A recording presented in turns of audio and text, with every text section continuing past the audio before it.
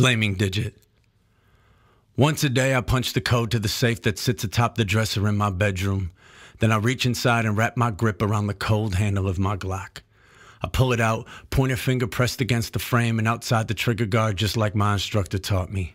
And I practice removing bullets from the weapon. I eject the clip, clear the chamber, lock the slide, sweep the chamber with my finger and eyes, and then I do it again and again and again until I'm absolutely certain that what wasn't loaded is empty. I don't practice my aim or stance or trigger pressure with any dry runs in front of a concrete wall or makeshift bullseye. I only work on how to turn something that could kill into something that can't. I remember hearing about Columbine at track practice in middle school and thinking to myself, I can't believe something like this happened. But I don't know if that's because in 1999 it was unbelievable or because in 1999 I was 14 and hadn't yet learned the cruelty in this country. And it is this country. 288 school shootings in 2022 so far. The next closest nation has 8. From Parkland to Sandy Hook to Reynolds High to all the communities who haven't forgotten while the rest of us have, there's been so many school shootings that more than 311,000 students have experienced gun violence since that April 20th afternoon when I was warming up for the long jump some 23 years ago. Fast forward to the now, and if your kindergartner doesn't know of the violent possibilities of what may happen during their letter learning and what to do if those possibilities should become reality, somebody isn't doing their duties. They are taught that SH makes the sound shh. We're all going to practice whispering that together until the principal comes on the loudspeaker and tells us everything is okay. We perform active shooter trainings called lockdowns where we explain that it's important to be quiet so that the shooter doesn't know room 225 is filled with targets. And we as a class determine the safest spot, noting that the far left and right corners are in the line of sight from the sliver of window on the door, which means the near right corner on the other end of the wall from the entrance with its cabinets and cupboards that could block a projectile's path is our best bet. But 33 8th graders don't fit into a corner. So for this drill, some people sit more towards the middle of the room, and I realize whether they know it or not, those volunteers are practicing sacrificing themselves. Whenever we run these scenarios, somebody always says, aren't we possibly just showing the shooter our plan? We once had a teacher who would identify students that he thought fit the description of potential school shooters, and he made sure to always mark pleasure to have in class on their progress reports and report cards. That way, if they ever did decide to carry out an act of atrocity, they wouldn't come for him because they'd know that he at least wrote that he enjoyed their company. That's fucked up. It's also fucked up that self-preservation is a real concern for people who just want to teach iambic pentameter, Newton's third law, the rules of pickleball, or executive functioning skills.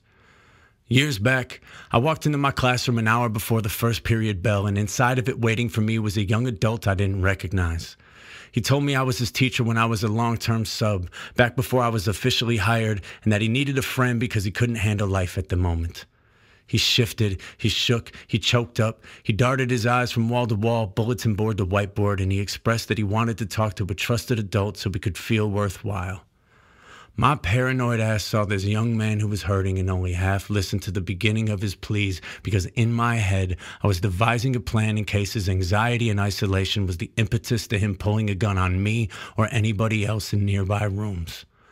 I can't recall how the end of the conversation went, but I can almost guarantee it wasn't what the boy old enough to be sent to war showed up in search of.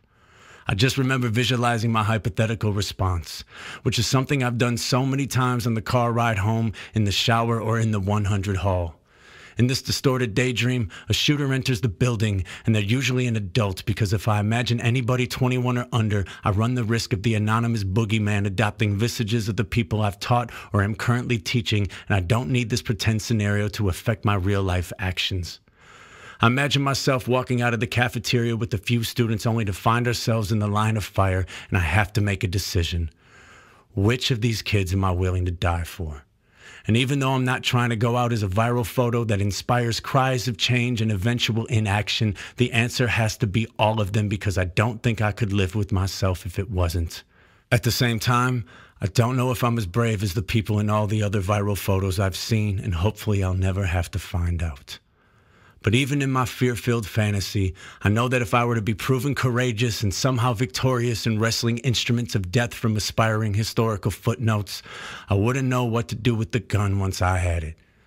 So once a day, I punch the code to the safe that sits atop the dresser in my bedroom. Then I reach inside and wrap my grip around the cold handle of my Glock. I pull it out, pointer finger pressed against the frame and outside the trigger guard just like my instructor taught me, and I practice removing bullets from the weapon.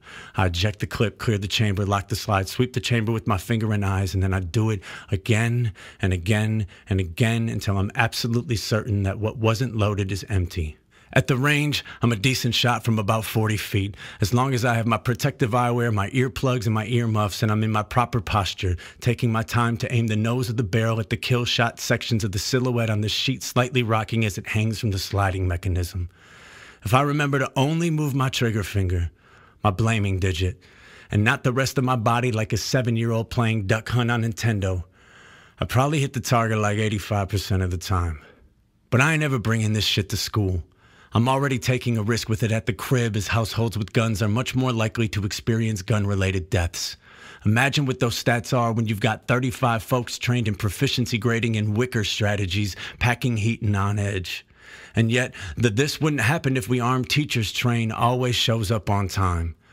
The same people who don't want us teaching accurate portrayals of American history because they've been spooked by the critical race theory monster are the same people who don't want us teaching gender identity and sexual orientation in health class because they're worried their child might be someone the people who claim to talk to their God wouldn't approve of, are the same people who would strip a woman of bodily autonomy in favor of unborn fetuses, are the same people who tell me the only solution to dead kids is strapped educators. There's an American sensationalism that sees ourselves as untapped John Waynes and McClanes, ready to flip a table at a moment's notice and shoot it out with the villains until our smoking holsters are symbols of victory. Then we ride off into the sunset, heroes of a story we tell ourselves. I know that because when a student threatened to shoot up our school in a gaming chat room a few Junes back, a group of parents hopped on the old face space and floated the idea of showing up to the building with their own personal artillery, as if a line of strangers with varying makes and models of street sweepers and pieces is supposed to make the 11 to 14-year-olds feel safe as they enter. The only way to stop a bad guy with a gun is a good guy with a gun. It's a mental health problem. Thoughts and prayers. What about Chicago? Strict laws just mean people will break them. This is the price of freedom. Each Amtrak pulls into the station right on cue, and so many people hop on board that I almost wish I was numb because we weren't supposed to carry this much anger and helplessness around with us.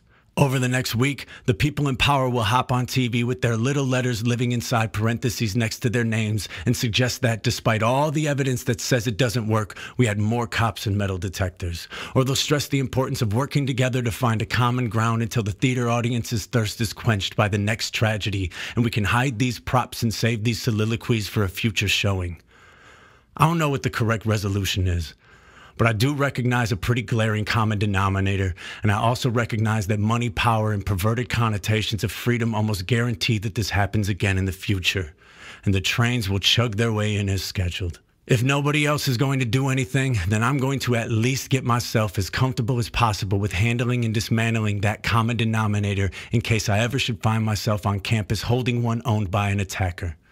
So once a day, I punch the code to the safe that sits atop the dresser in my bedroom. Then I reach inside and wrap my grip around the cold handle of my Glock.